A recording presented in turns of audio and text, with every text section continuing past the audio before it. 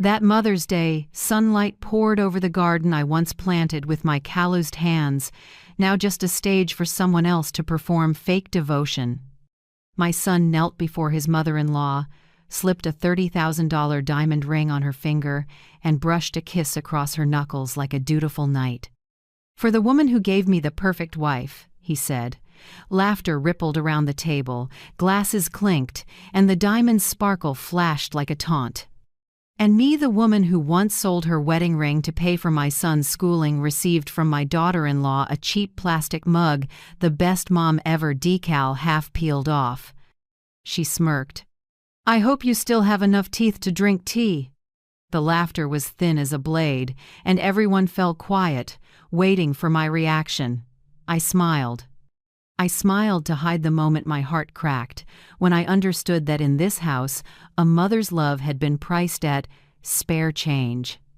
I set the mug down, opened my phone under the table, and quietly canceled every recurring transfer. They had given me humiliation. I would give them a lesson no one would forget. If you're still listening, tell me where you're watching from. Every comment you leave is another mark in this journey. And if this story has touched you, don't forget to hit like so it can reach even further. I'm Rebecca Hart, 70 years old, founder and former CEO of Hart & Loom Apparel, a small fashion company I built with these hands. 40 years ago, I started with an old sewing machine in my husband's garage, stitching dresses for neighbors to cover the electric bill. Now my only son lives in a 4,000 square foot house I bought for him. The day I handed him the keys, I said, "This is a reward for all your effort." Maybe that was the day I laid the foundation for today's disrespect. The party was held in that very house, my house, though everyone now calls it Lucas and Linda's place. They hired a landscaper, covered the tables with white orchids, and brought in a chef to serve upscale European dishes. I sat at the far end, near the wooden fence where I used to grow lavender, now replaced by Linda with stone statues and fancy patio chairs. Lucas, in a navy suit, took Delilah's, his mother-in-law's, hand and ceremoniously fastened the glittering diamond ring on her finger. The table gasped in unison. Someone said, "Amazing, Lucas. You're the best son-in-law in the world." I looked around. No one noticed me at the end of the table, holding a cup of cold tea. When Linda turned to me, her smile had an icy edge.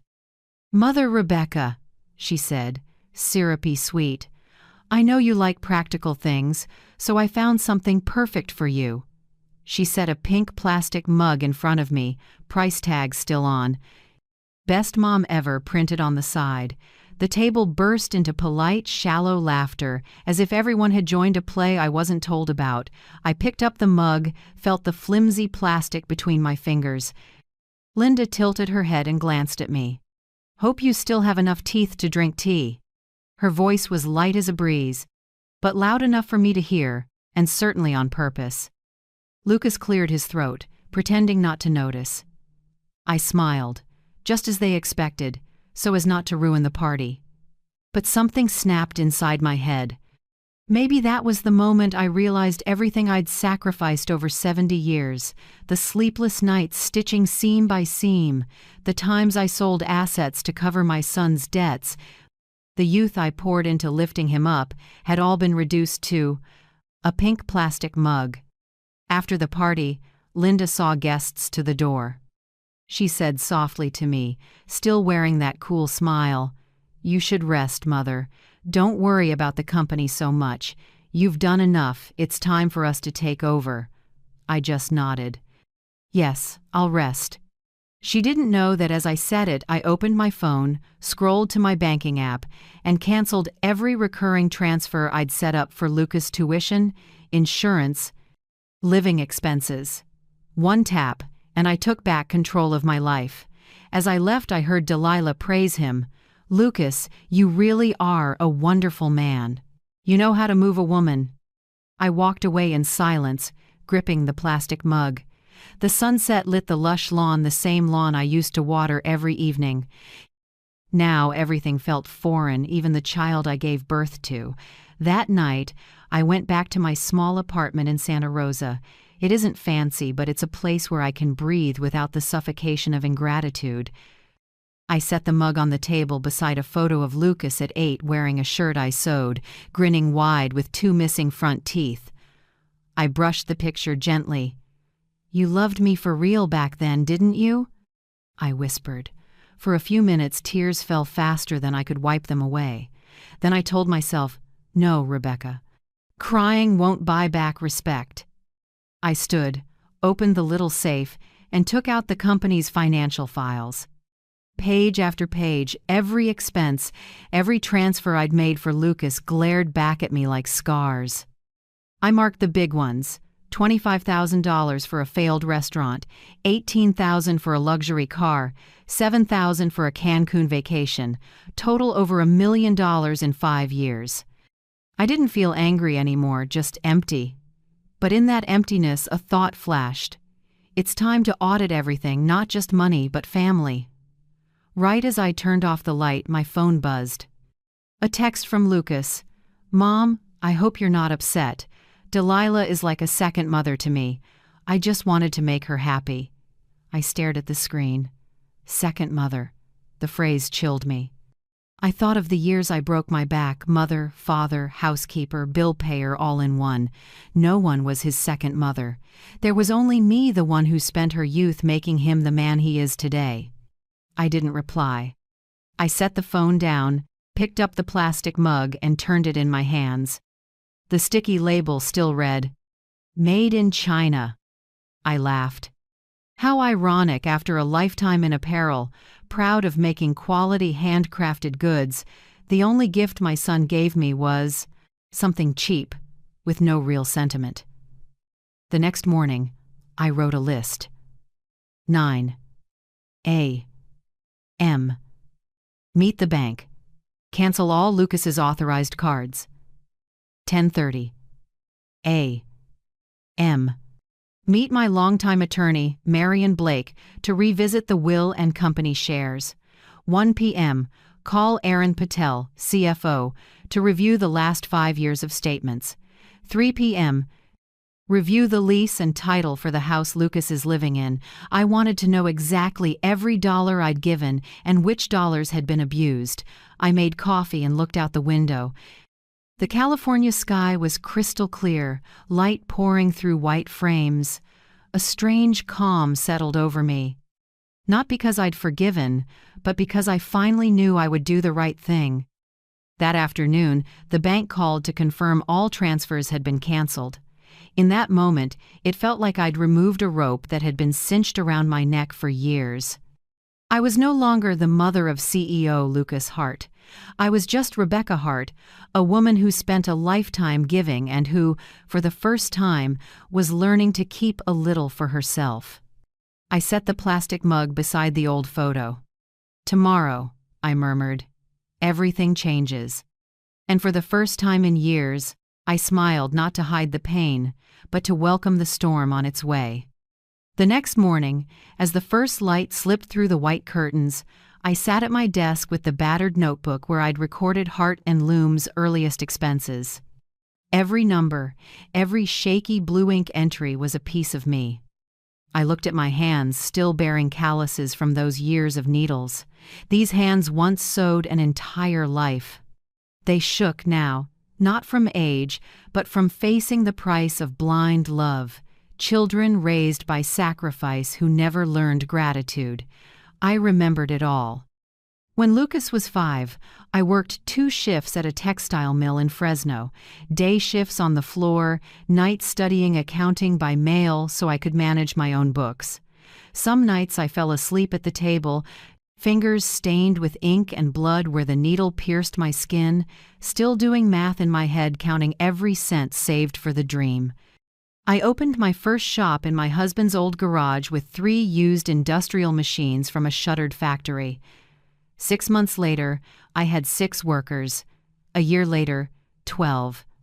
I remember crying at the table when I signed my first contract with a small retail chain in Oregon, not for the money, but because someone finally believed in what my hands could make. The company grew. 30 workers, then 50, then 200. Heart and loom started to mean something in American handcraft.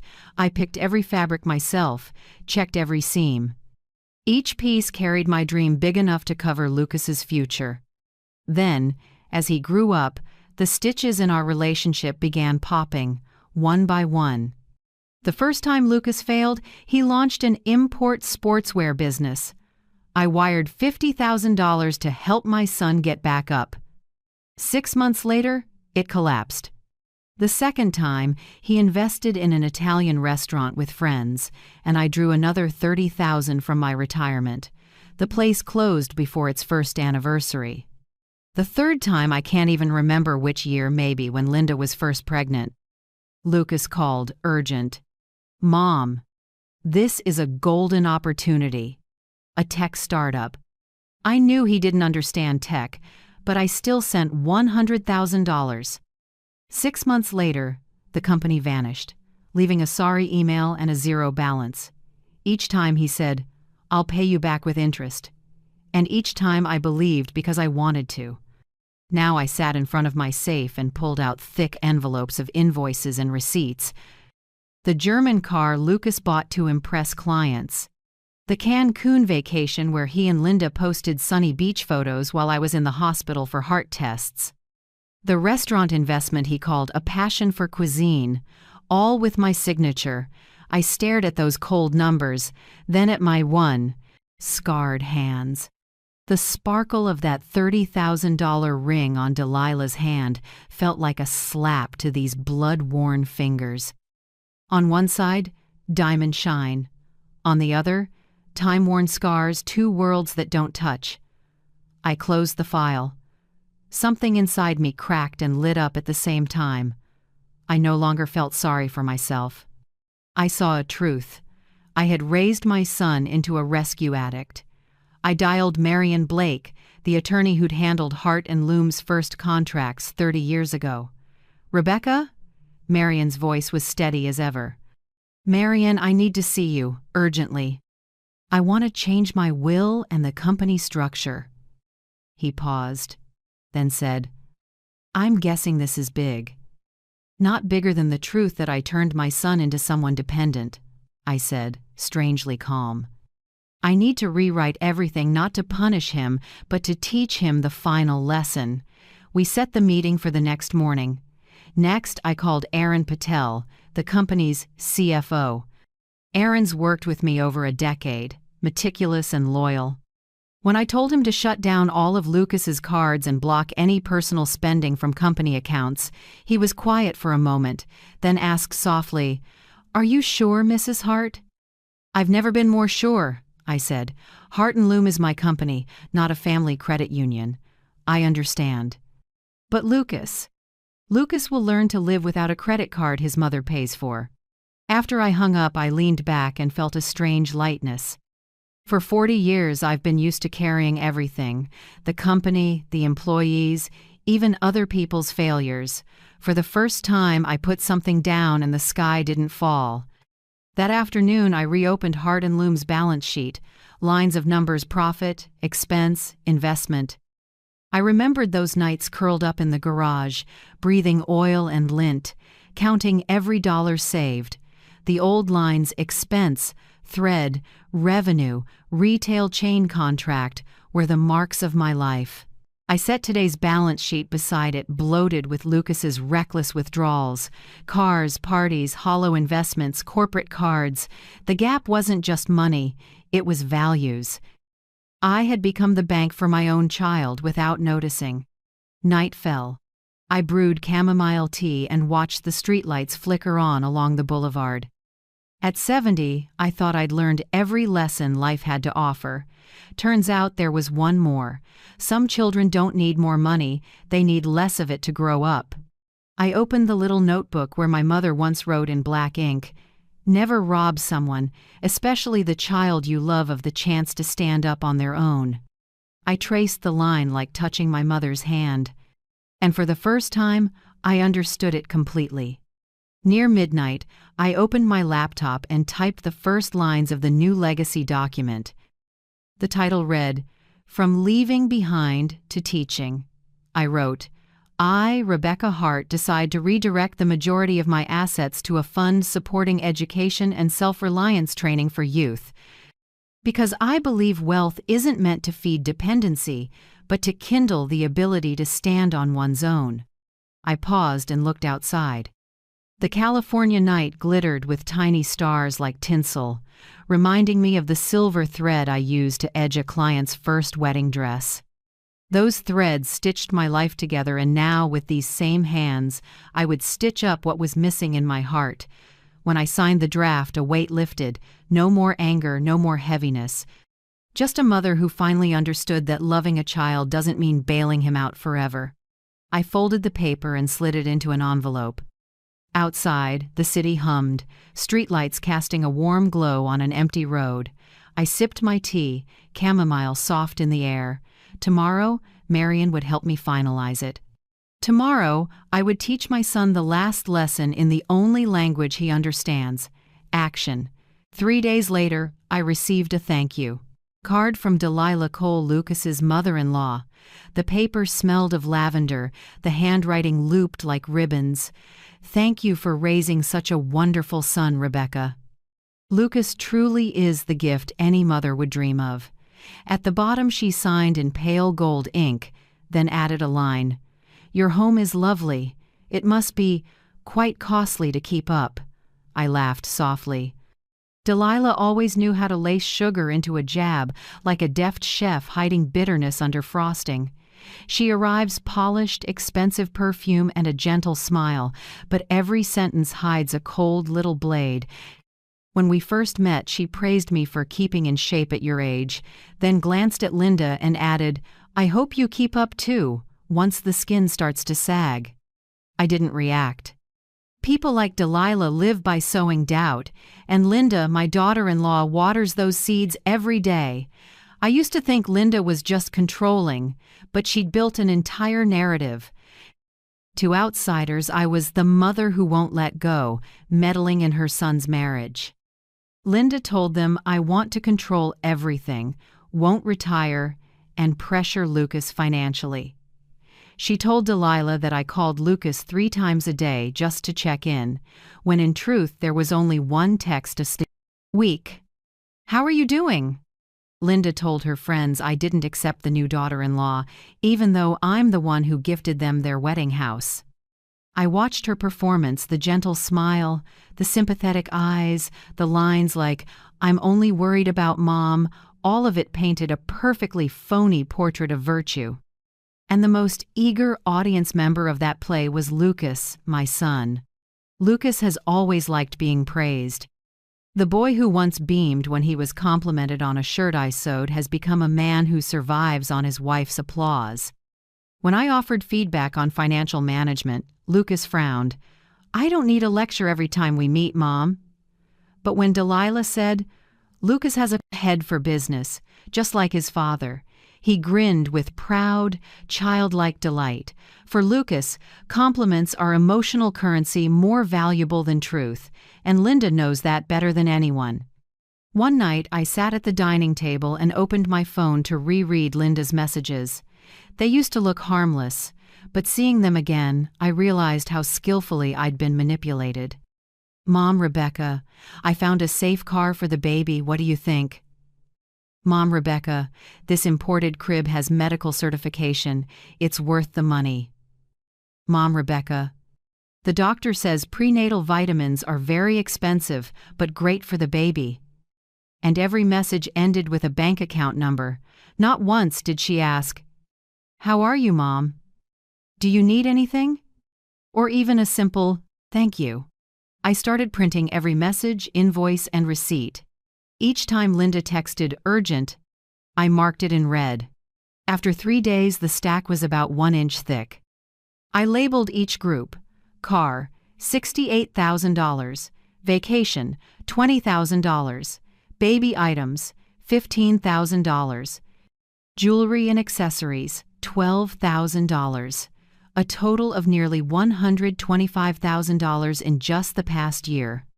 I titled the file, Lucas and Linda, The Status Illusion, because none of those expenses were for survival.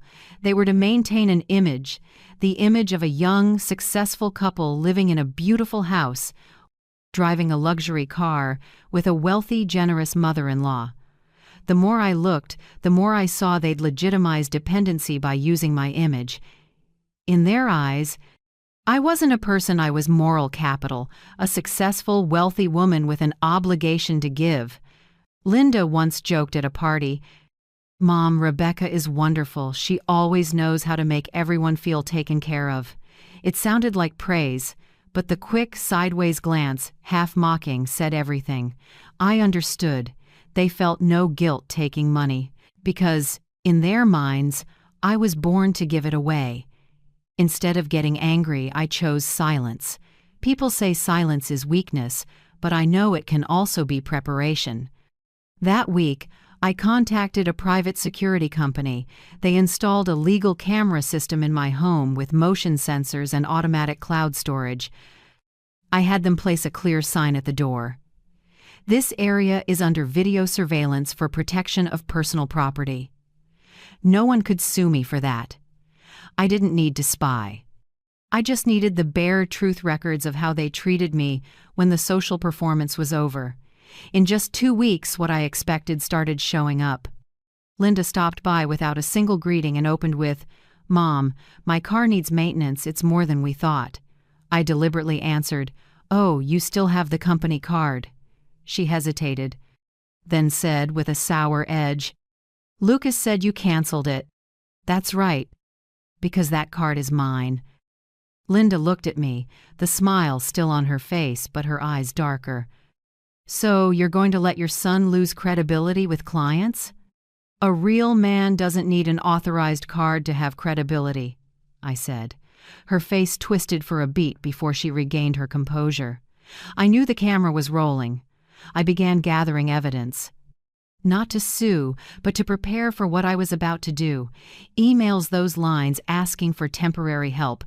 Receipts transfers from the company account to Lucas's personal account. Call logs, short calls, only to ask for money or to have me fix a crisis. I saved everything into a folder named the Plastic Cup Plan. The plastic cup they thought was a joke would become the legal trigger for my entire plan. I started a journal. Not to complain, but to preserve every detail, time, words, feelings. Partly because I needed documentation, partly because I feared forgetting the line between love and self-erasure. On the first page, I wrote, "Love has boundaries," and that boundary is called respect. If they cross it, they've chosen to lose me. That night, I reread every page, every line, then looked out the window. The city still glowed, but I felt cold.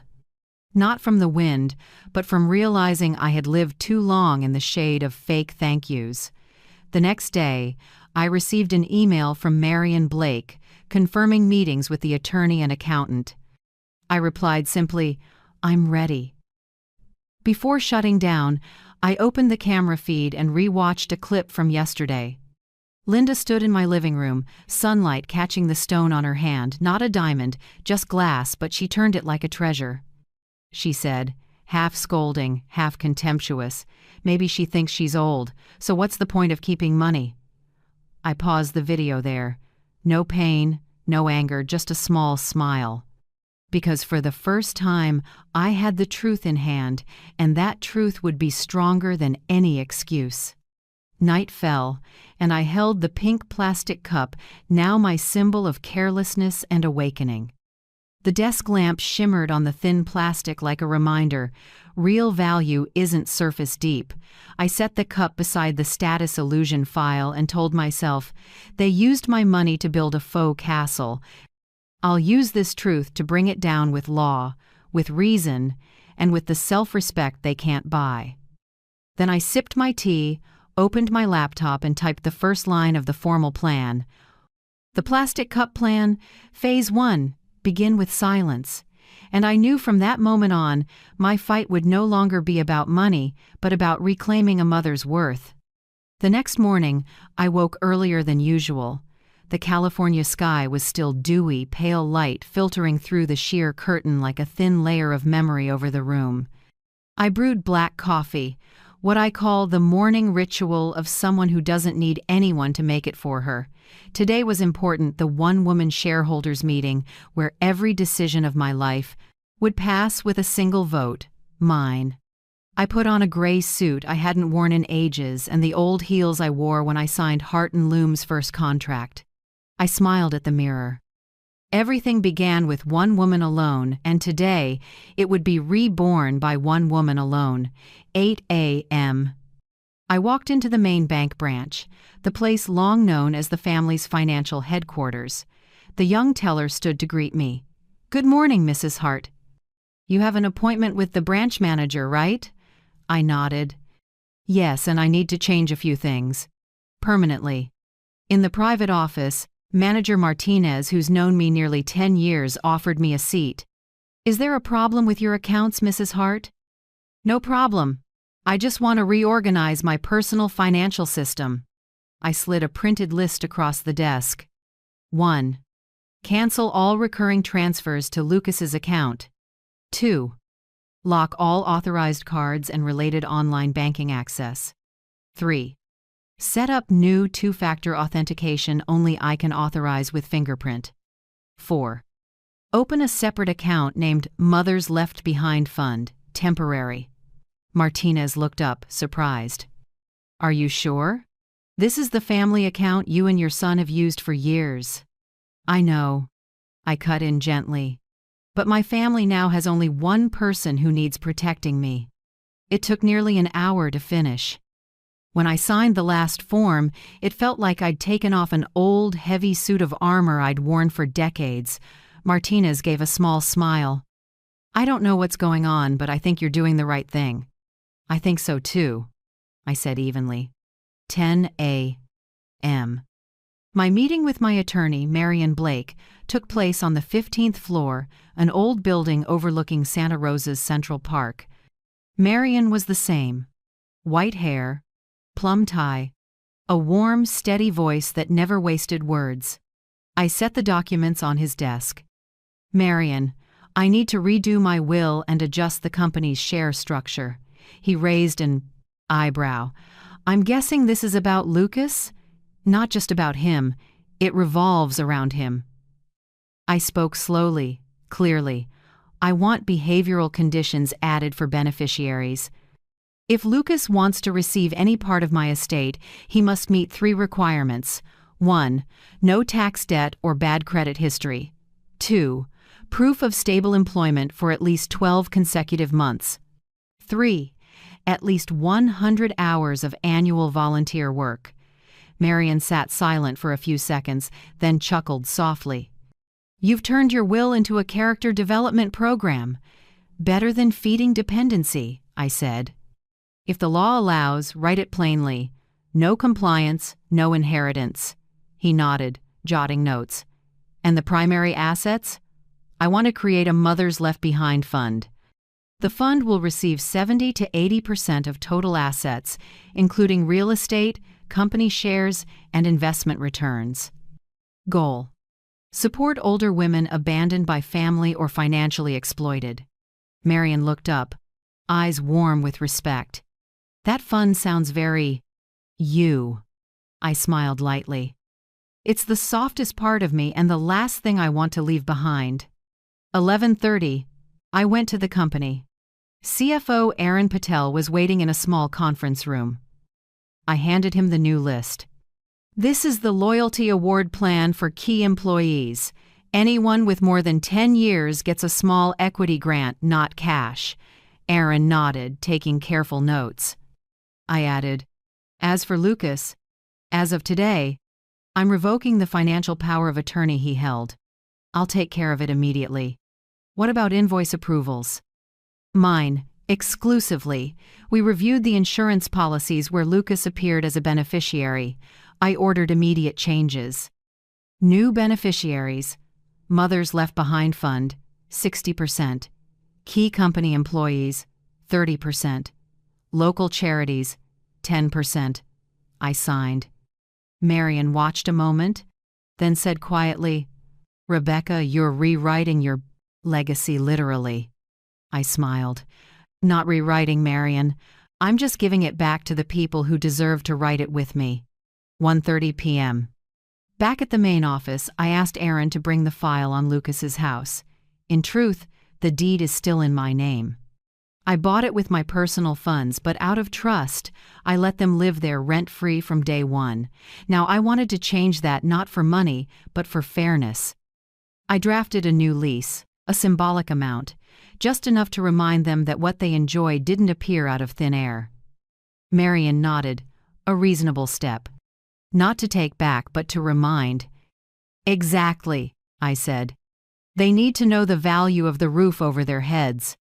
As the afternoon light tilted through the window, my desk held neat stacks. New will, lease, insurance changes, employee awards, charity fund. I gathered everything into a blue binder. On the cover, I wrote by hand, "The Plastic Cup." The name sounds simple, but to me it holds the whole awakening. That pink plastic cup, the cheapest gift I've ever received, became the symbol of a role reversal, from the insulted to the one in charge. 3 p.m. I called Lucas. "Can you come by my office at 4 this afternoon? I want to discuss the baby's budget." His voice lit up immediately. "Of course, Mom. Linda and I were just about to call you about that." "Good. See you at 4. I hung up and inhaled deeply. I hadn't shaken all day, but hearing his voice brought a sharp pinch to my chest. He's still the child I once rocked to sleep with old songs. I reminded myself, "Don't cry, Rebecca. Today isn't for softness. Today is for teaching." I took a blank sheet and drafted the meeting script. 1. Start gently, thank him for coming. 2. Reiterate company finances neutral, no emotion. 3. Present 5-year transfers with specific numbers. 4. Introduce the new lease. 5. Announce changes to the will, bank cards, and beneficiary status. 6. End with 1 line. Starting today, I am no longer the bailout fund. If you want to stand, stand on your own 2 feet. I wrote that sentence in bold and circled it. My handwriting trembled slightly, but my eyes were steady. At 3:45, I straightened the room. My conference space was warm with light, and on the wall hung a black and white photo of Lucas and me on his college graduation day. I looked at it for a long time. Back then, he hugged me and said, "Mom, I'll make you proud." I believed every word. Now, I don't believe, but I still hope. I hope that after today, he'll learn the lesson life hasn't taught him yet. I placed the plastic cup binder in the center of the table, uncapped a pen, and set it beside the file. In the hall, footsteps approached. The receptionist's voice came through. "Mrs. Hart, Lucas is here." I took a deep breath. "Send him in," I said, steady and sure. When the door opened, late afternoon light cut across my son's face. He wore that familiar smile, the one that used to make me forgive anything. Today, I looked at him differently, with the eyes of someone who has stopped feeding illusions. In front of me stood the son I'd rescued 3 times, and now I was ready to let him learn to swim. I gently closed the binder, laying my hand on the cover marked "Plastic Cup." "Sit down, Lucas," I said calmly. "Today we're going to tell the truth, no roles, no excuses." Outside, the sun sank, washing the sky in orange. In the quiet room, I could hear my heartbeat slow, steady, and knew my one-woman shareholders meeting had officially begun. Lucas walked into the conference room at exactly 4 p.m. His white shirt was crisp, still creased from the dry cleaner. I recognized the cut right away, the pricey brand Linda had sent me last month with a message. "Lucas needs a few for meeting clients, can you help?" I said nothing and motioned for him to sit. On the table in front of me was a blue binder labeled "Plastic Cup." Next to it lay a detailed statement of transfers totaling more than $1,027,000 over 5 years. Each number was like a pebble dropped into still water, the sound small, the ripples spreading all the way to my heart. Lucas sat down in the chair across from me, his smile a little stiff. "Mom, I'm glad you're willing to talk. Lately, Linda's been a bit sensitive. I just want everything to be peaceful." "Peaceful," I repeated. "You call taking money every month without asking if I'm okay with it peaceful?" He frowned and leaned back slightly. "Mom, I know you're busy. I didn't want to bother you." I gently opened the binder and set a pink plastic cup in the middle of the table. The light reflected off the glossy surface. The words "Best Mom Ever" were half peeled, like a wound that hadn't healed. "Lucas," I said slowly, "I want to ask you one question.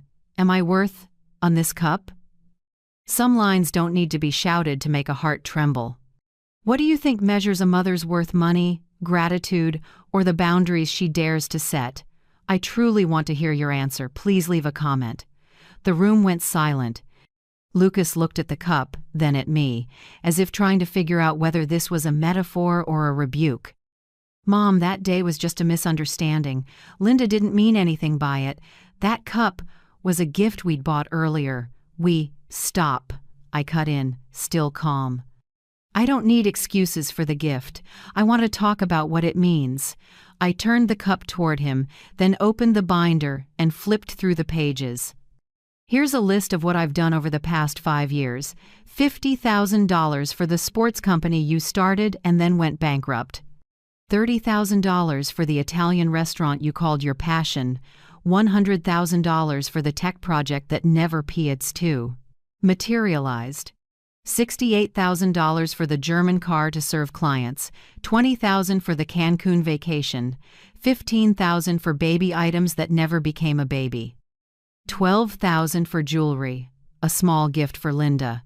Total, $1,025,000, and you gave me a plastic cup." My voice didn't shake, but my throat was dry. Lucas lowered his head, his hands clenched into fists. "Mom, I know I was wrong," he said, voice hoarse. "But you don't understand. Things are really hard right now. I just want to give Linda a better life." I held back a sigh. "A better life doesn't come from spending other people's money, Lucas." He looked up, a hint of desperation in his eyes. "Mom, Delilah doesn't judge me. She says everyone has tough phases. Why can't you think like she does?" I pressed my lips together and looked straight at him. "Because she's not the one paying your bills." Lucas said nothing. The air in the room thickened. I could hear the clock on the wall counting every second. "You don't get it," he finally said, voice low. "I'm about to be a father. I have responsibilities. Linda needs safety. I need stability."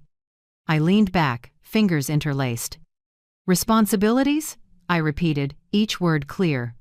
"Responsibility doesn't start in my wallet. It starts with your own 2 hands." Lucas bit his lip, his eyes starting to redden. "Mom, I'm not asking for much. Just a few months. When things get better, You say that once a year, every year for 10 years. I cut in. "I've heard it enough." I pulled the first sheet from the binder and slid it toward him. "This is the account statement. I've ended all recurring transfers. Your authorized card has been canceled. Your financial access to the company has been revoked. Your name has also been removed from the life insurance. Starting today, there is no more Rebecca Hart Bank." He stared at me like he couldn't believe his ears. "Mom, you really did that?" "Yes. Everything was signed and legally confirmed this morning." Lucas shot to his feet, his voice cracking. "I can't believe you'd treat me like this. I'm your only son." I stayed seated. "And I'm the only person who stood by you for 40 years, even when everyone else walked away. You can't demand unconditional love forever." He began pacing the room. "Linda's pregnant, Mom. Do you know what that means?" "I do," I said lightly. "It means you're about to be a father. And a father doesn't use that as a reason to ask his mother for money." Lucas stopped, his shoulders trembling. I just want you to believe in me." I looked at him for a long time. Believe. I've believed in you more than I believed in myself, Lucas. I believed enough to sell my wedding ring so you could go to college. I believed enough to co-sign your debt after your first failure. But trust can't go on forever if only one person is carrying it. He was silent. No argument, no apology, just a bowed head. Late afternoon light came through the window, laying a band of gold across his dark hair, and I saw the little boy who used to fall asleep on my shoulder after his first day of school. My heart ached, but it wasn't the old, weak ache. It was a wound that needed to heal. I opened the drawer, took out a white envelope, and slid it to him. "This is a conditional restitution agreement." Lucas looked up, fear and doubt mixed in his eyes. "You can call it a recovery plan if you want. If you truly want to prove you're worthy, read it carefully and sign, but I won't force you." He took the envelope with shaky hands. "What is it?" "A document laying out exactly how you can rebuild my trust and your inheritance rights? Are you trying to control me down to every breath?" "No," I said evenly. "I'm setting boundaries. An adult can't live without boundaries, Lucas." He stared at the envelope like it was something foreign. I stood and walked to the window. The sunset was slipping off the building across the way, leaving one last ribbon of light on the floor. "You know," I said quietly, "when I started my business, someone asked, 'Rebecca, do you work for money or for family?' I said I worked for love because I wanted you to have the best. Turns out, love without limits kills its own value." I turned back to him. "Today I'm not taking anything from you. I'm putting you back where you belong on your own 2 feet." He still didn't speak. I knew anger, shame, and fear were fighting inside him. Finally, Lucas whispered, voice tight, "Do you really believe I can change?" I nodded. If I didn't, I wouldn't have bothered preparing that agreement. But change doesn't start with words. It starts when you're willing to face yourself. I picked up the plastic cup again and turned it in my hand. "See this cup?" I asked. "It's cheap, but it still exists. Like me, looked down on, but I'm still here, standing. The point is, I'm no longer letting anyone drink from it without paying a price." Lucas took a deep breath, his eyes conflicted. "I'll read the agreement. But I need time." "Good," I said. "I'm not in a hurry. Any lesson worth learning needs time to sink in." I set the cup back on the table, square and neat, like a stamp closing our conversation. "You can go now, and take that envelope with you. Don't let it sit in the car like an unpaid bill." He nodded and stood slowly. At the door, he turned, eyes wet. "Mom, do you still love me?" I smiled, soft as a breath. "A mother's love never ends, Lucas. But starting today, it no longer includes money." The door closed, leaving the room with the smell of cold coffee and fading sunset. I sat and looked at the plastic cup on the table. It was still there, cheap but durable, and in that moment I knew a mother's worth isn't measured by gifts, but by the boundaries she dares to set. I had just finished washing the dinner dishes when my phone rang. The screen showed an unfamiliar line, Santa Rosa Memorial ER. I paused. An instinct that once saved me in risky deals kicked in again. I answered, "Mrs. Hart, we're calling from the emergency room. Patient Delilah Cole was brought in at 7:42 p.m. after a car collision. Your name is listed as the emergency contact." I was silent for a few seconds, thinking I'd misheard. "I'm sorry, what did you say? Why me?" The nurse answered evenly, "Miss Cole doesn't have family nearby, and your number is in her insurance file." I pressed my hand to my forehead as a wave of fatigue spread across my shoulders.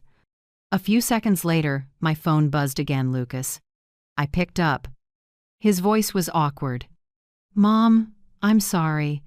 Linda's home with bad morning sickness, and I had to go to a meeting, so I used your name as the primary contact. You're more available, and you're closer to the hospital." I let out a dry laugh despite the bitter taste. Available and closed, so that's why I get tied into the lives of people who look down on me. Fine, I said coolly. I'll go. The hospital was bright with white lights. I walked through the antiseptic hall and saw Delilah on a bed, leg in a cast, shoulder bandaged. Same, face light makeup, pale lipstick, pride intact.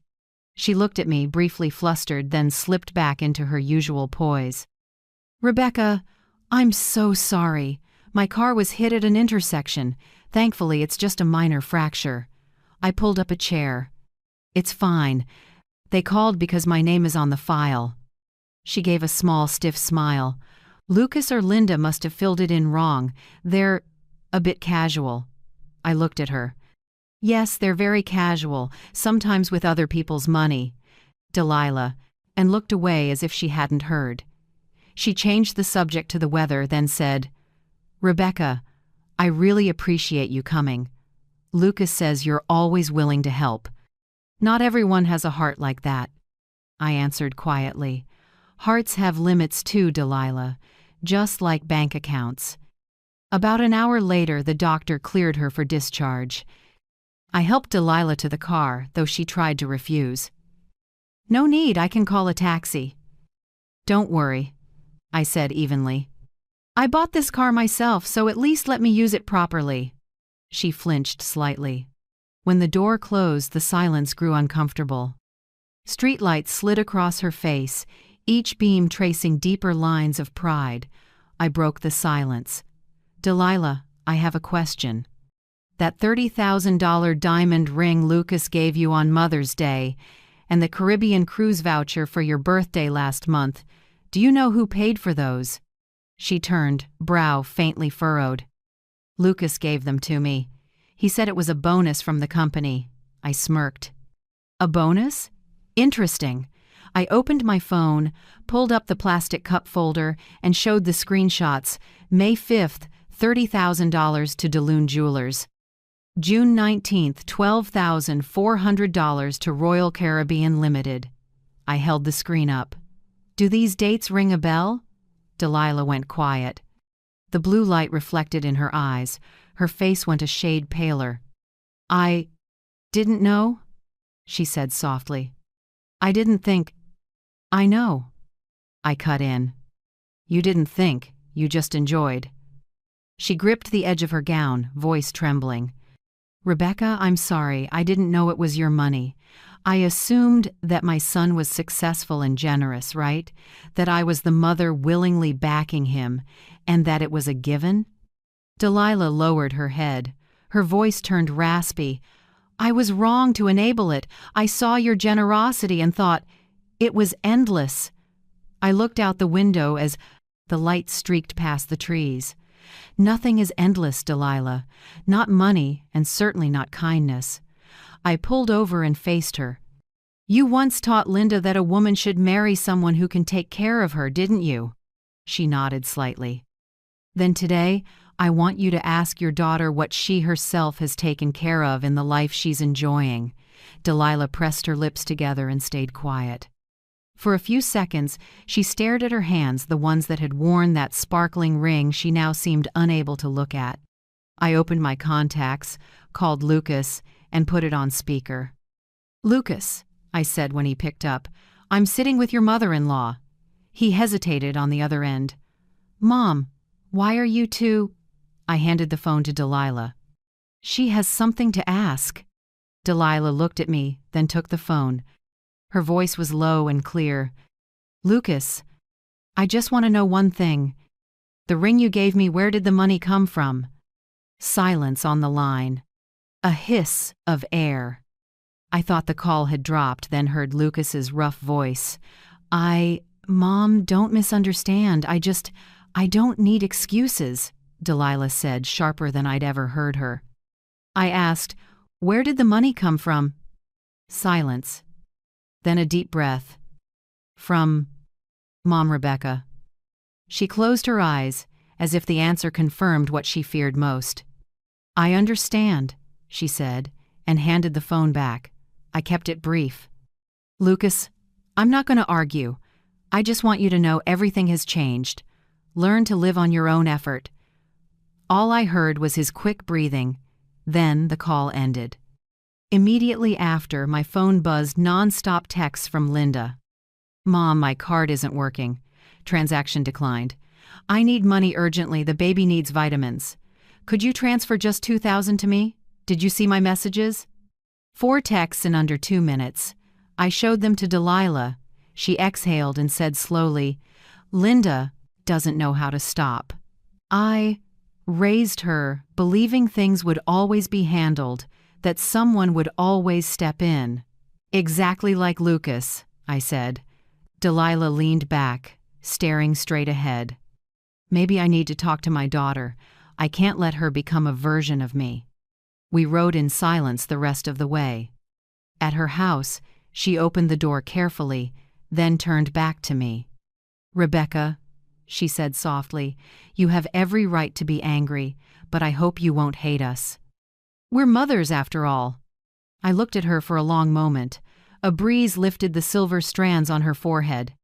"No, I don't hate anyone, Delilah. I'm just revoking the priority pass they've used for too long." She gave a sad smile and squeezed my hand. "I'll talk to my daughter. It's time the kids learn to earn, not just to spend." I nodded. "Good. Because starting today, easy money is over." On the drive home, I cracked the window and let the cold night air sweep through my hair. The city glittered like a river of broken gold, and yet I felt strangely clear. There was no sense of victory, just a quiet calm. The peace of someone who finally cleaned a room she'd been afraid to enter. I knew this fight wasn't over. Lucas and Linda would react, justify, try to negotiate. But tonight, I had something they couldn't buy with all the money they'd ever asked for: peace of mind. And at 70, I realized sometimes the strongest thing a mother can do isn't to give, but to stop giving. By the time I pulled in, it was late. The street outside the gate was damp with dew, the streetlight a dusty gold across memories no one wanted to touch. I had barely turned off the engine when I saw Lucas waiting at the door, hands in his pockets, tired but still wearing that crisp shirt. I wasn't surprised. A man pampered his whole life never lets the ending be, "the money's gone." "Mom," he said quietly, "can we talk again? I'm just asking for a delay. Give me more time to sort things out." I didn't answer right away. I walked past him, unlocked the door, then turned back. "Lucas, I'm not here to convince anyone. I'm just repeating what I said. Everything has boundaries. When you cross them, you deal with the consequences." He sighed, gripping the doorframe. "Are you pushing me out of your life?" I was calm. "No, I'm inviting you to step out of my wallet." Lucas lowered his head, silent. Looking at my son, I suddenly saw a flicker of fear in his eyes, the fear of living without a rescuer. Before I could close the door, Linda appeared. She hurried up, face flushed, eyes brimming. "You're cruel!" She burst into tears. "Do you want our family to fall apart?" "Lucas lost his job.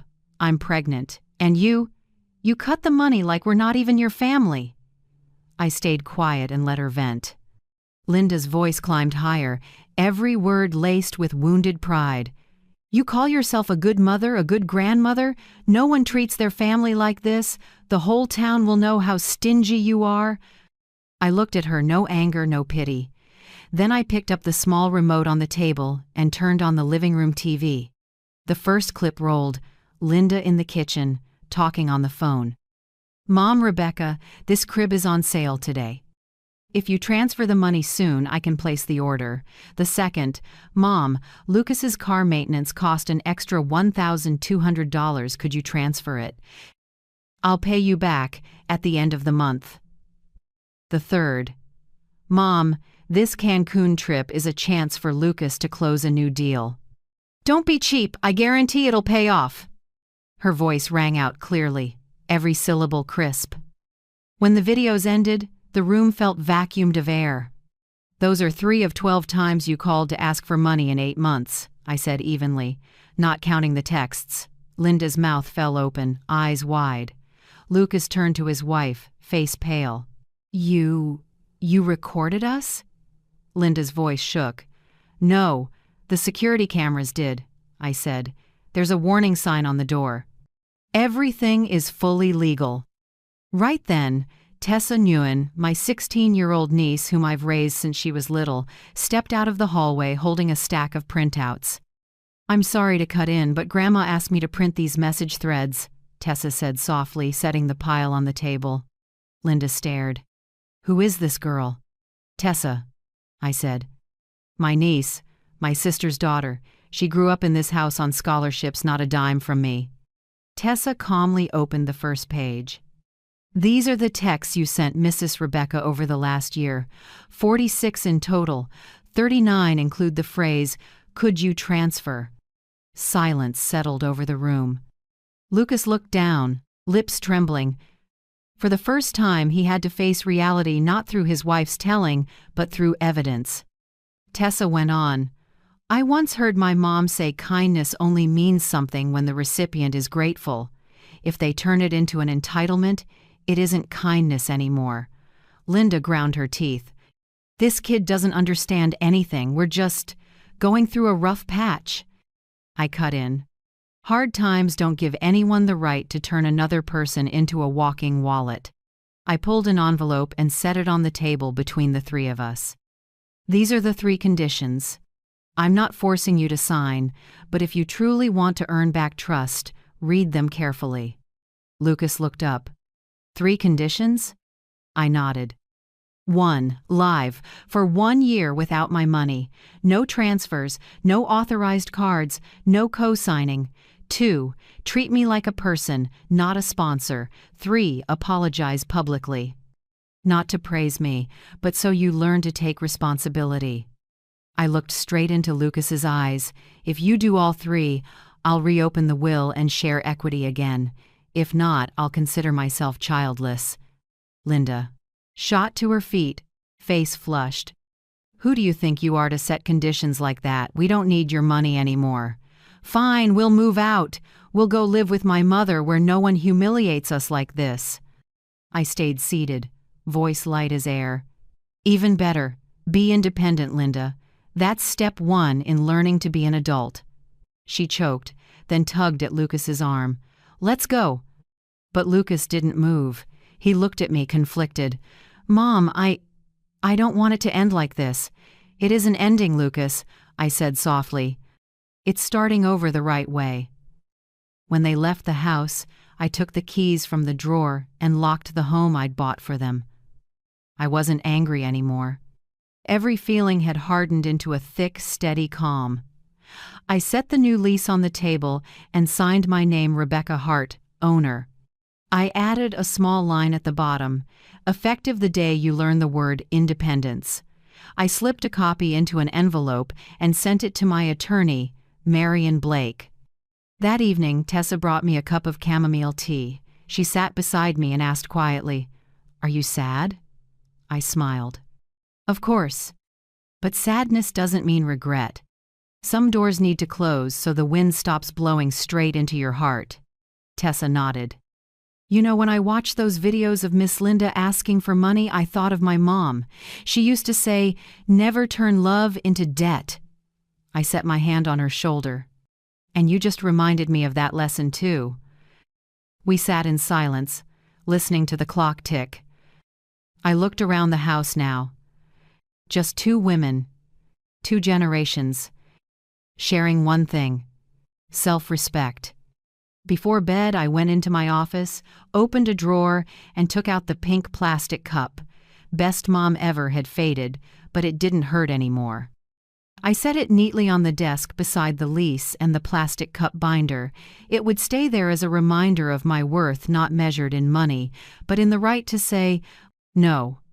I turned off the lights and walked to my bedroom. The door clicked softly behind me. For the first time in years, I didn't need a nightlight. No fear of a morning call for money, no dread of urgent texts.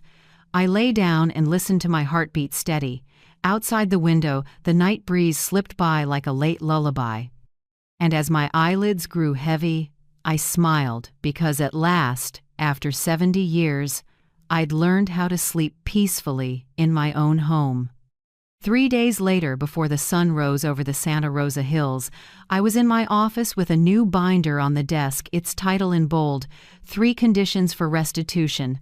I reread every line I'd written, tightening each sentence so it was clear, no bitterness, but no room for confusion. This wasn't a sentence, it was a guide back to decency. I scheduled Lucas and Linda for Monday morning. They arrived on time, maybe to prove they were serious. Lucas was neatly dressed but looked tired. For the first time, Linda came without makeup. They sat without speaking. I slid the binder toward them. These are the conditions I mentioned.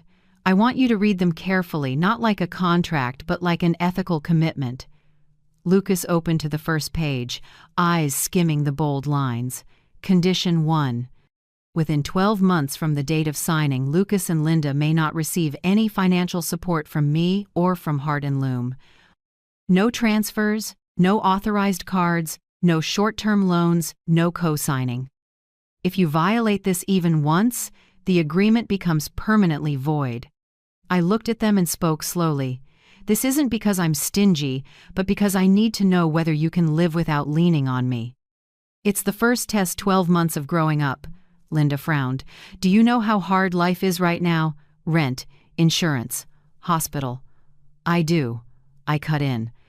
I lived through days of canned noodles and tap water, but I didn't call anyone for money. You can do the same. Lucas squeezed his wife's hand, voice smaller. Mom, if we try and it's still not enough, then you learn to cut what you don't need, I said. Fewer fancy meals, fewer trips, less showing off. Being broke isn't shameful. Pretending you're not is. Condition 2. Act like real family. Call to check on me at least twice a month, not to ask for money. Invite me to important occasions, birthdays, Thanksgiving, Christmas, or any family milestone. If there's conflict, handle it with respect, not blame. I looked up straight at Lucas. I don't need flowers or gifts just to be remembered as a person, not an ATM. Lucas nodded slowly, eyes starting to redden. Linda stayed quiet, lips pressed tight, but her gaze had softened. I went on. I lost my husband early and devoted my life to raising you. If you can't call just to ask, "How are you, Mom?" then no matter how much I leave you, you're still poor. Condition 3. Apologize publicly in front of the family, especially to me and Delilah Cole, for abusing trust and finances. No tears required, just honesty. If the apology is made and respect is maintained for at least 1 year, I will consider restoring a portion of the inheritance, but never 100%. Because the harm happened, and the only thing that can't fully return is trust. I closed the packet, voice slow but firm. These 3 aren't punishments. They're the only door back. If you pass through, I'll reopen part of the estate, but I'll never go back to the way it was. The past taught me the most expensive lesson. Love without limits is self-destruction. Lucas sat in silence for a long time. Then he picked up the pen and signed. His hand shook, the ink smudged a corner, but the signature was clear enough to stand. Linda looked down at the page, then at her husband. She hesitated, didn't want to sign, but didn't dare walk out. I'm not sure, she whispered. I need time to think. That's fine, I said. You can take a lifetime to think. But this agreement only takes effect when both of you sign. Linda bit her lip, then exhaled hard. She signed messy, never meeting my eyes. I set another packet on the table. This is the lease. The house you live in is in my name, but starting this month, you'll be legal tenants. Rent is market rate, not higher, not lower. Everything is due on time. No priority, no exceptions. Lucas stared at the paper. Do you really want to turn us into strangers? I shook my head. No. I want you to become normal people. People who pay for what they use. I held out the keys but kept the paper. When you pay the first month, I'll hand over the keys officially. Lucas nodded, voice hoarse. I understand. For the first time, I saw something in his eyes that looked like understanding. A week later, the Mothers Left Behind Fund officially launched. I held an internal meeting at Heart and Loom, no fanfare, just a warm morning with longtime staff.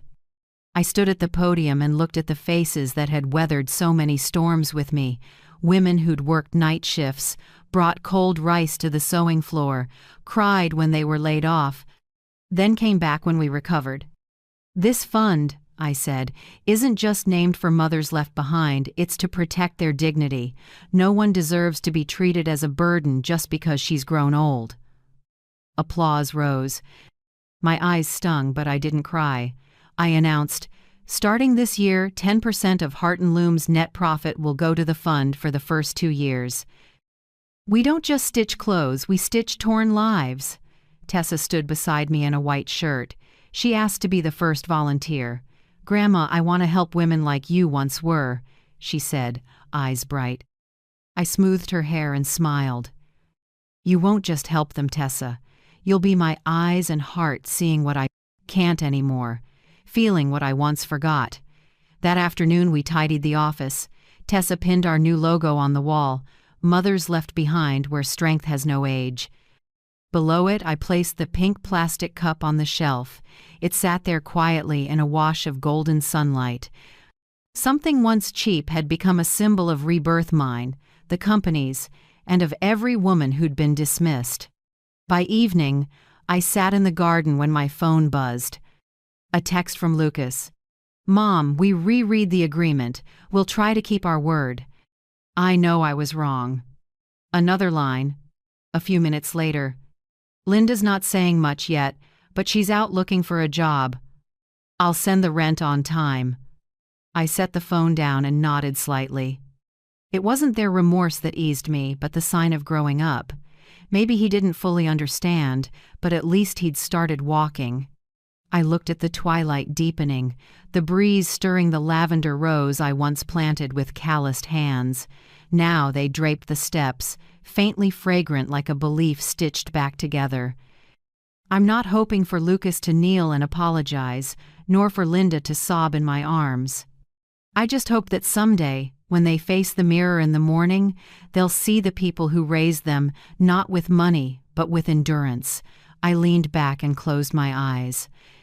In the soft wind, I could almost hear Frank, my late husband, whisper somewhere, "You did the right thing, Rebecca.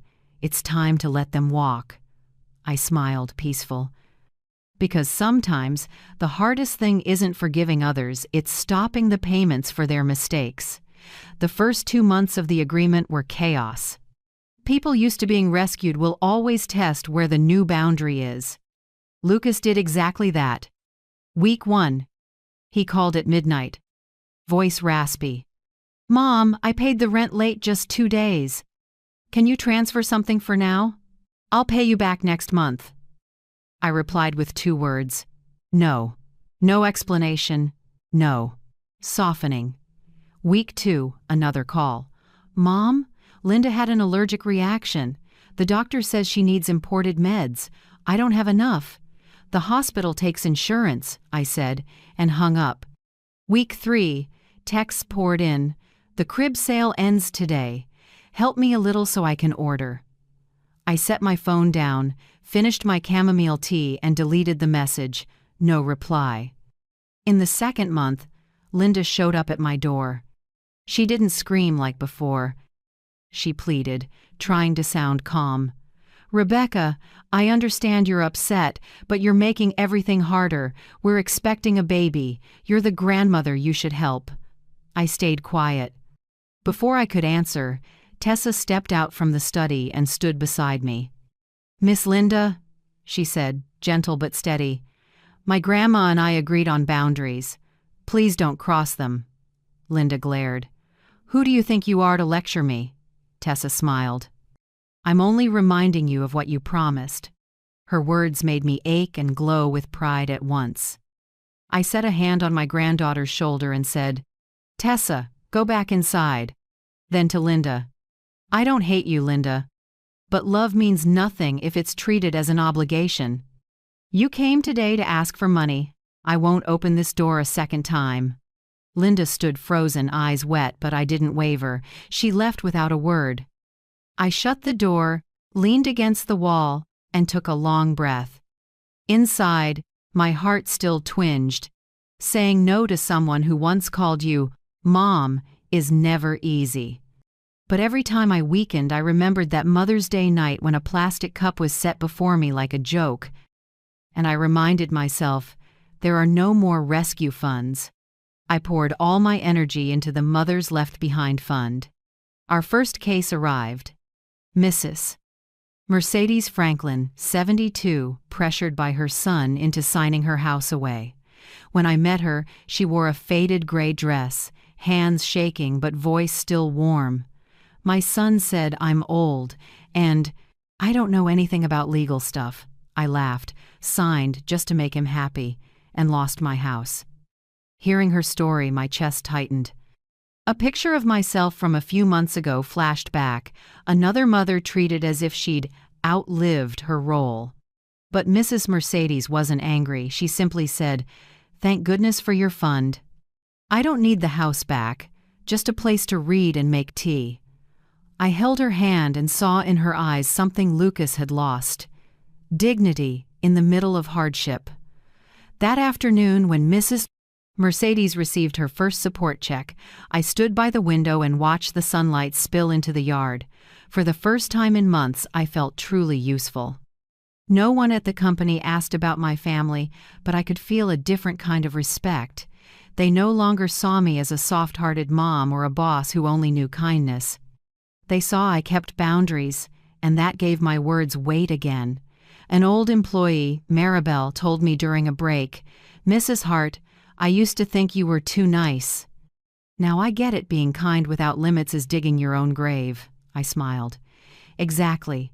It's never too late to teach people to respect you. In the evenings, Tessa and I went through the list of cases to help. She took notes. I reviewed files. I realized that even in my 70s, I was still learning not to control, just to take responsibility for my part. I no longer chased after people to save them. I gave them tools to stand up on their own, just like I'd forced Lucas to do. In mid-March, I got a handwritten letter. The paper smelled of lavender, the script slanted. "Rebecca, I owe you a thank you. I reviewed all the evidence and understand I helped make my daughter dependent. I will teach Linda again, not with money, but with gratitude. Delilah Cole." When I finished reading, I didn't feel triumphant, just relieved. Maybe Delilah and I learned the same lesson, the lesson of mothers who thought they were helping, but were actually harming. In April, Lucas called, trying to keep his voice steady. "Mom, could you help me with a little startup money?" "I promise I'll pay it back." I smiled and gave one answer: no. No anger, no blame, no explanation. I hung up and made tea with Tessa. Then Linda sent an email, the tone softer. "If you won't help, at least let me borrow your name to get a loan." I hit delete. For the first time, my hand didn't shake when I said no. In May, Linda showed up outside Heart and Loom. I was about to get in the car when I saw her walking up, belly bigger now, eyes puffy. "Rebecca, do you really feel no guilt?" "Guilt?" I echoed. "For leaving your son to struggle when you clearly can help?" I looked at her and spoke slowly. "Linda, I used to think helping meant giving money. Now I know helping means teaching people not to need me. You and Lucas need that more than anything."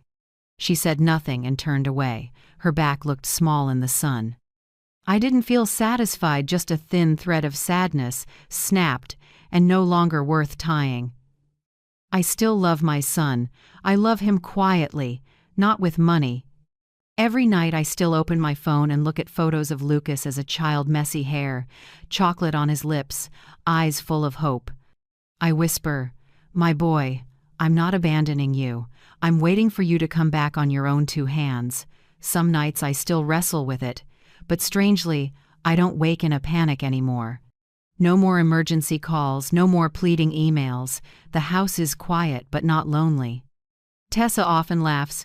Grandma sleeps like someone who just paid off all her debts, I answer, because that's exactly what happened. At the end of June, as sunset washed the yard in pale orange, my phone rang. I hesitated when I saw Lucas's name but picked up. His voice was deeper and calmer. Mom, I want to take you to lunch. No money talk, I promise. I paused. Part of me stayed guarded. Another part trembled, a mix of joy and fear. Where? I asked. The old place you like by the river. Noon tomorrow. I heard him take a deep breath on the other end, like he was fighting to keep his promise. I smiled slightly.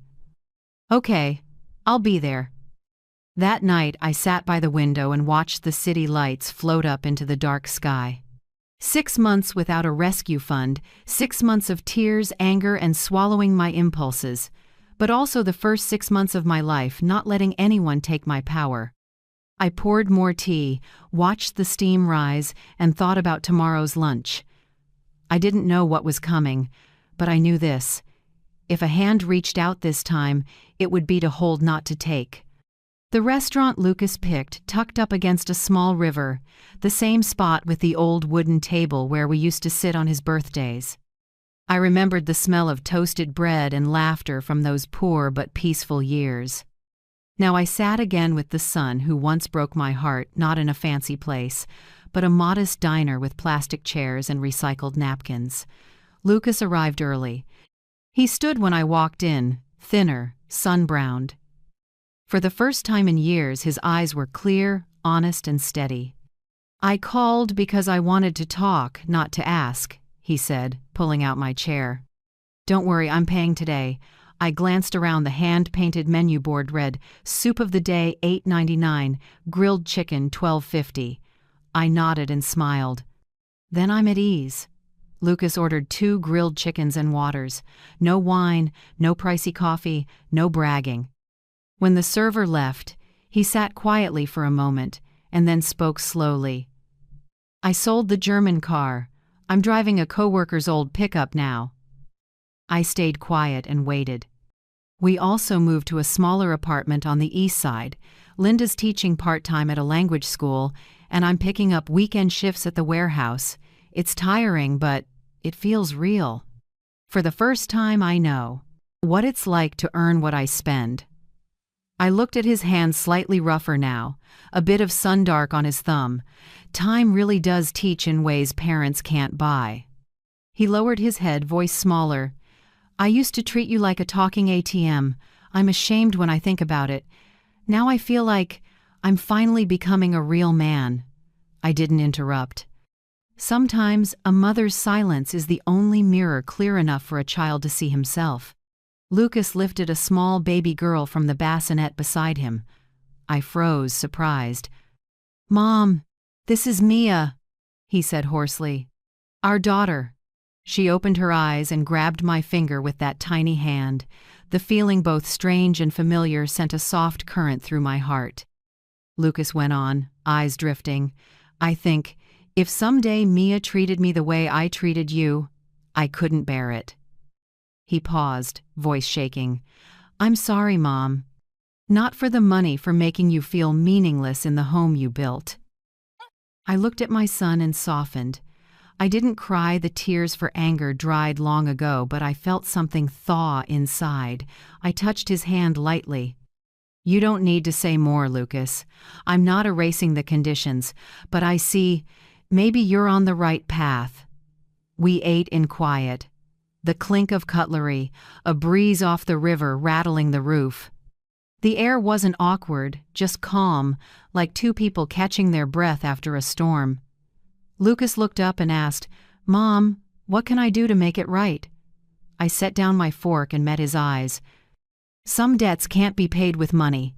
Live decently, consistently, work hard, be good to your wife and child, and never borrow the name of family to ask for pity. That's enough. He nodded, eyes wet but clear. I'll remember.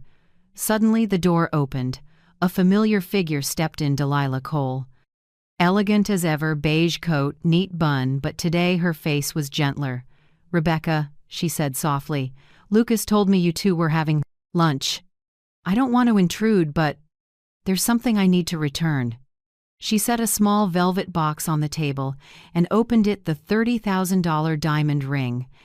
Light scattered off the stone, but this time it wasn't showy, it felt like restitution. I want you to take it back, Delilah said slowly, because that gift wasn't clean. It was bought with your money, not my son's. Lucas lowered his head and closed his eyes. I looked at the ring, then at Delilah. Thank you for the gesture, I said quietly. But I don't need anything back. If you'd like, donate it to the Mothers Left Behind Fund. It'll mean more there. Delilah smiled this time with her eyes, not a practiced face. Then I will, she said. Thank you for teaching me and my daughter that kindness doesn't include the right to take. Lucas looked up and whispered, Thank you, Mom Delilah. She set a hand on his shoulder. Live in a way that honors the mother who brought you into this world. Her words shook me. For a brief moment, the three of us, three mothers in different ways, finally met in the same place. Understanding. When Delilah left, only the wind remained. Lucas rocked Mia gently. I looked at father and daughter and saw a familiar yet new scene. The once dependent son holding what's truly his. I stood and said, This lunch wasn't cheap, Lucas. Not because of the price, because it held the most valuable things. The courage to apologize and the resolve not to repeat. He stood and hugged me. A real hug, the first in years. No tears, no promises, just warmth. I heard my son's heartbeat, steady, and in that moment, I knew I'd walked the necessary stretch of pain to arrive here.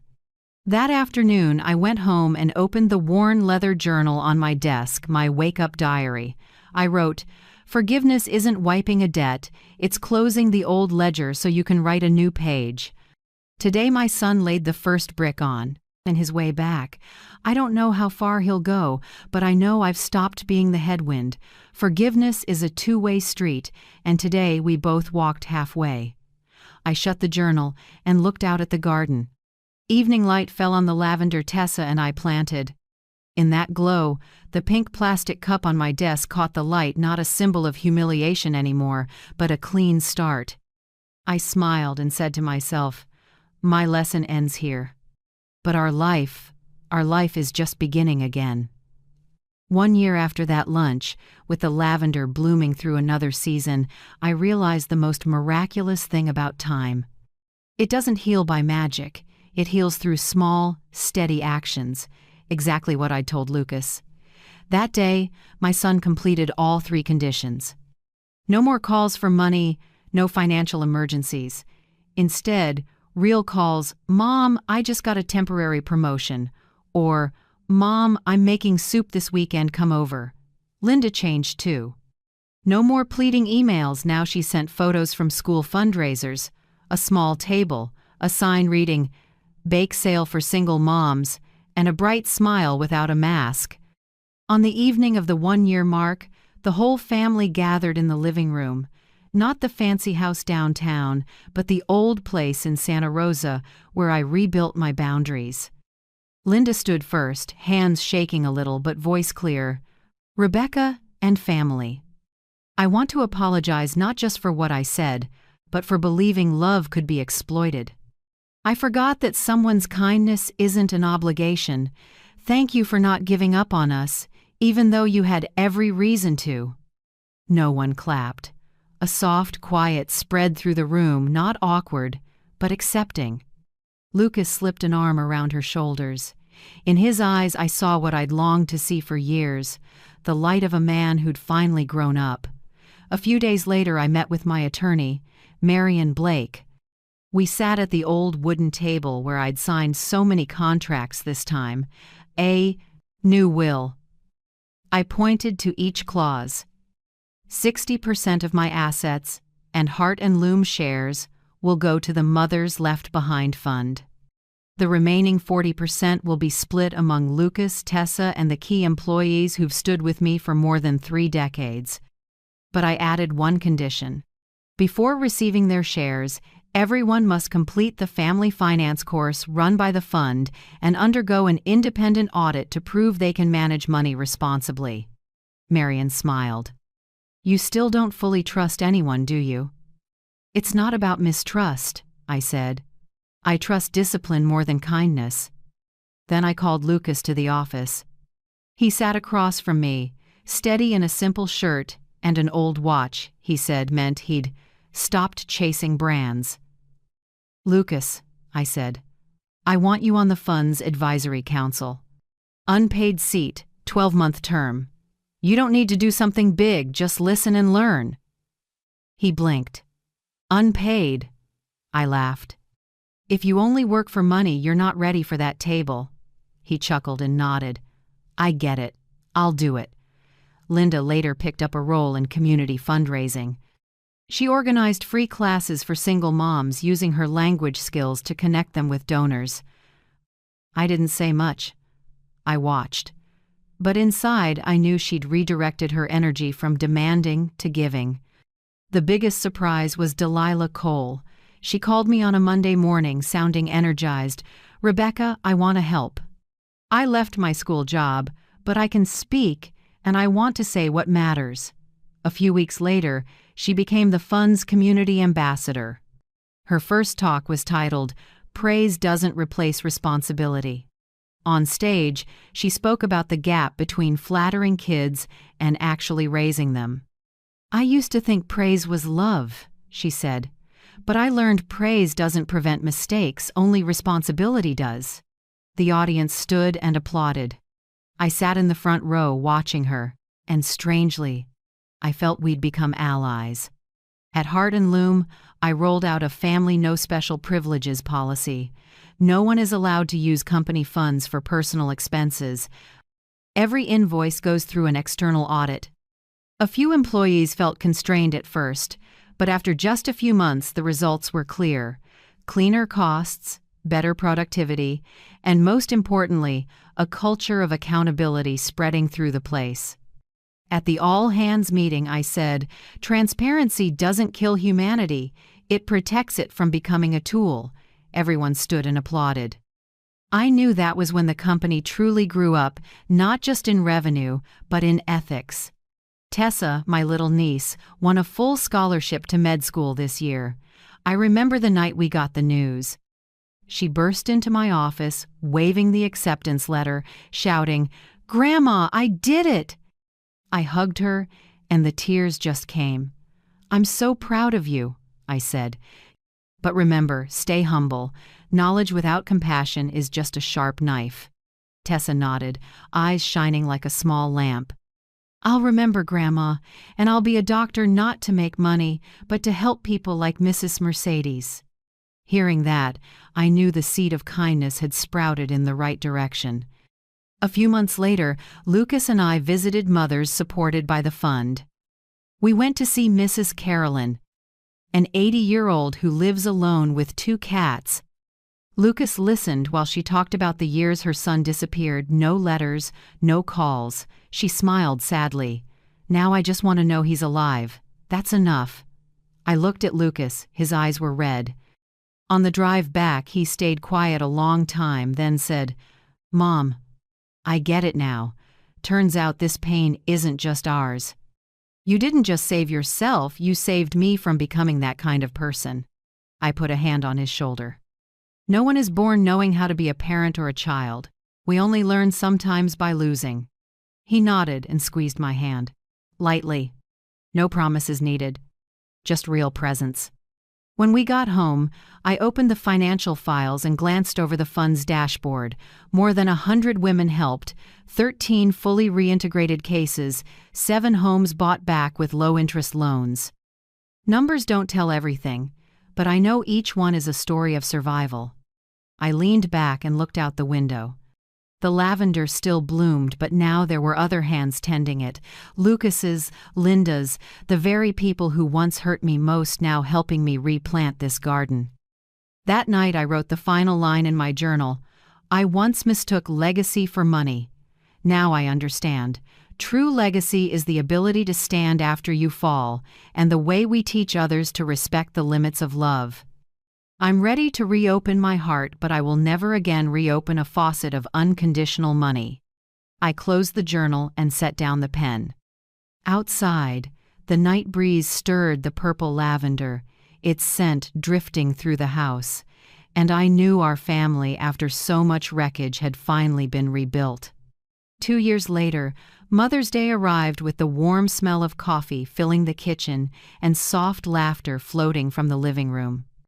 I woke to morning sunlight through the curtains and heard Tessa call, "Grandma, get up, someone's making cappuccino worse than you do." I laughed. Stepping out of my room, I saw a scene I hadn't dared to dream of 2 years earlier.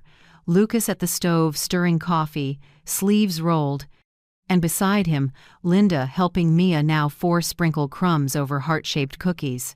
At the table, Delilah arranged a fruit platter, hair grayer, face calm and kind. The house brimmed with voices and laughter. No old tension, no wary glances, just warmth. Lucas came over and took my hand. "Mom, I didn't buy anything expensive today, but I think you'll like this more." He handed me a small box wrapped in plain craft paper. I opened it, a simple silver ring with a tiny engraving inside, "For the woman who taught us dignity." I looked at the ring, and a strange feeling rose, not pride, not sentimentality, but a deep, quiet peace. It cost under $200, yet it was the most valuable gift of my life, because for the first time in years, it was paid for with the truth, not obligation. Linda set a blue album on the table. On the cover, in Tessa's handwriting, "Rebecca, the hands that built a home." I opened it, each page a journey. A photo of me in the first sewing shop with 6 workers and an old clattering fan. The first contract signed with a small Dallas chain, my handwriting shaky but sure. A picture of my simple dinner with Lucas during his college years, just instant noodles, but his eyes were so bright. Then handwritten notes from workers. "Because of you, I have a home." A letter from Tessa. "You taught me that love isn't sacrificing everything, but keeping enough of yourself to keep loving." Finally, photos of the grandmothers from the Mothers Left Behind Fund, their faces lit by the warm glow of group meetings. I turned each page, the soft rustle sounding like the heartbeat of time. Lucas stood beside me, arm around Linda, and read aloud a paragraph he wrote. "Mom, I hurt you because I thought love could be taken without limit. Now I understand, limits are what make love last. I promise the final years of your life will be your happiest, not with money, but with presence." I squeezed his hand. "I don't need you to make up for anything. Just remember, love with discipline is love that's real." Linda wiped her eyes and nodded. "I've learned that, Rebecca, and I want to teach it to Mia. On the wooden shelf where I once put that pink plastic cup, there's a new frame. Inside are the cup and the silver ring, side by side." I looked at them. 2 gifts, one from a dark past, one from a clear present, together in a single frame, from humiliation to education, from tears to freedom. That is the full cycle of a mother who learned to stop at the right time. That afternoon, I went upstairs, opened my computer, and signed the final update to my will. Heart and Loom now has 2 official operators, Lucas and Tessa. The Mothers Left Behind Fund is set to receive a fixed percentage of annual profits, untouchable and unsellable. I no longer hold absolute power, and that is real freedom. My legacy is no longer in a safe, it's in how those after me choose to live. That evening, while the family gathered around the table, Mia ran over and grabbed my hand. "Grandma, is your ring on yet?" I bent down and let her slide the silver ring onto my finger. It fit perfectly, as if measured by memory. I closed the blue album and looked at the final words on the cover. Plastic cup, 2 simple words holding a lifetime of learning how to keep dignity inside love. I exhaled, relieved. The circle was complete. As dusk fell over the lavender garden, I sat by the window and watched the family below, Lucas laughing with Tessa, Linda steadying little Mia as she picked flowers. Their laughter drifted into the breeze, warm enough to thaw my heart. I closed my eyes and whispered, "Frank, do you see it? This house has truly come home. And now, if you listening to me have lived through similar wounds, I hope my story gives you a little peace." Love and boundaries can coexist. Forgiveness doesn't mean forgetting. It means choosing to live lighter. If you've been a parent, been hurt, or learned to stand after betrayal, leave me a comment, tell me where you're from, or what helped you find your strength. And if you believe stories like this still need to be told, please like, subscribe, and stay for the journeys ahead. I'm grateful you're here listening, empathizing, and joining me in proving it's never too late to begin again stronger and kinder.